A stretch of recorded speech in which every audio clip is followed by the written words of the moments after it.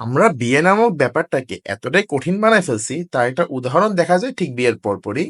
বিয়ের পরে মেয়ের ফ্যামিলি এবং মেয়ে এমন উদ্ভট উদ্ভট আবদার নিয়ে বসে, এতগুলো গহনা লাগবে, এতগুলা শাড়ি লাগবে, এতগুলা জুতা লাগবে, এখানে ঘুরতে নিয়ে যাওয়া লাগবে, হ্যান লাগবে, ত্যান লাগবে। No offence to them, but একজন average looking Joe who is in terms of physical attractiveness 3 4 5 gets married to another female average looking Joe who is also 3 4 5 in terms of physical attractiveness. কিছু করার নেই, আল্লাহ এমনি বানাইছে।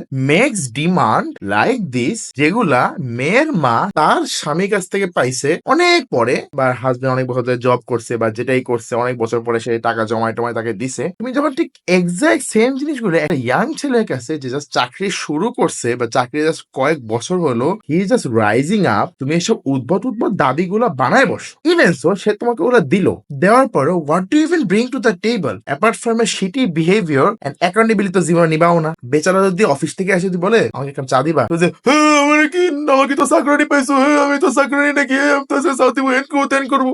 বেডি রে, মানুষ ওরা না, এই জন্য মানুষজন আজকে ডিজেনারেসি করে কেন করে বুঝছো? আমার ভালোটারে এমন দূষিত করে ফেলাইছি।